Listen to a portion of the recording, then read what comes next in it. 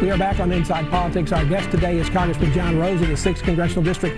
Congressman, to continue the conversation we had in the first block, your particular situation, the President Trump says that if the Electoral College votes for Joe Biden on the 14th, that he won't like that, but it looks like he will accept it. Is that where you are? If the Electoral College does that, you'll accept that? Or are you going to wait till the possible challenge for this when the Electoral College vote comes up to Congress itself in early January, where there has not been used very often, but there is a procedure there where members of Congress can raise objections about it?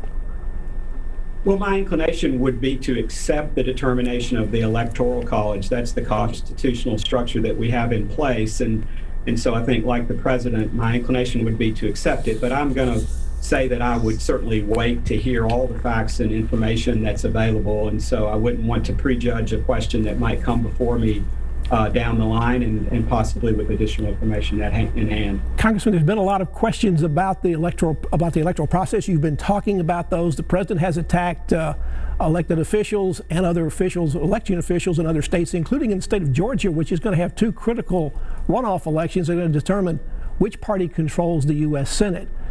In some cases, lawyers for the president are urging people, Republicans, not to vote in that election because they say the voting situation, the voting system down there is fixed, is fraud. That doesn't make a whole lot of sense for Republicans because if they don't vote, the Democrats are going to win both those seats and they're going to control the Senate. What would you say to the people in Georgia about that? Well, I would encourage people to go vote. I think that we want to make sure that the people in Georgia are all heard. Those who want to vote can vote, and they should vote, in my opinion. I think that's probably while I understand perhaps the protest angle there, I think probably it may be a little bit speculative at this point. So I think, obviously encouraging people to do something, it's hard to turn them around later.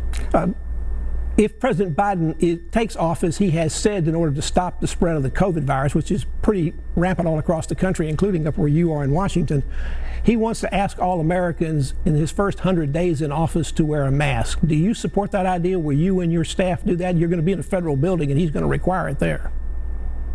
Well, I think the way you put that is if the president asks Americans, calls on Americans to wear masks, I think that's one thing. I think if he tries to tell or force Americans to wear masks, that's a different thing. We have a great system of federalism in this country, and we've seen, I think, how local and state officials in Tennessee have navigated this pandemic very well. And so I think the president would be well advised to respect those traditions of federalism.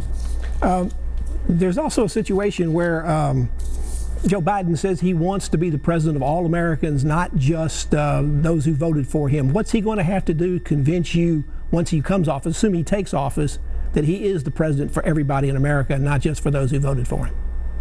Sure. I would be invested saying I think that's a little bit rich given the recent history on the Democratic side with respect to how they responded to the 2016 election.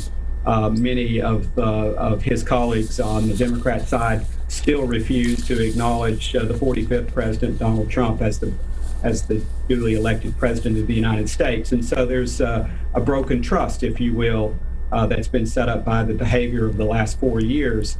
I think to get to your question, though, I think what President Joe Biden would have to do is that he's going to have to govern from the middle. I think this election very clearly demonstrates that this country is center-right.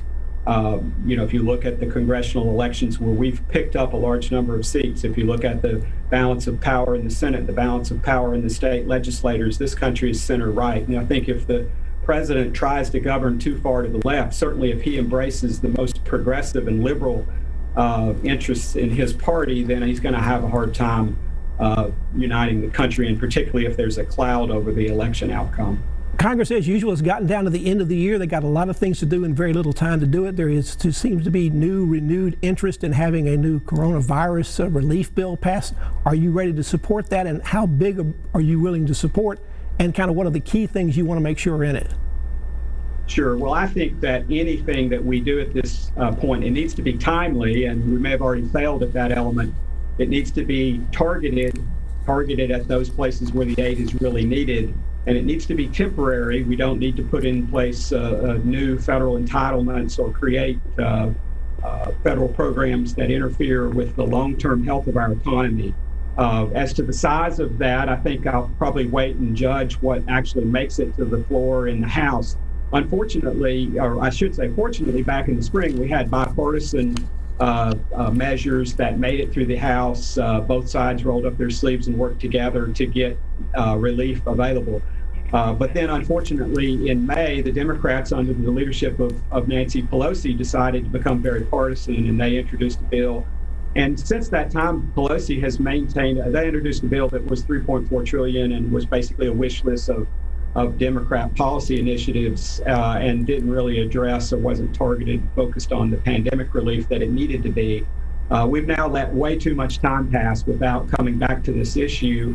And so any relief that comes now, any package that comes now, I think needs to be targeted, it needs to be timely, it needs to be temporary. Congressman John Rose of the 6th Congressional District is our guest on Inside Politics. Our conversation continues on the other side of this break.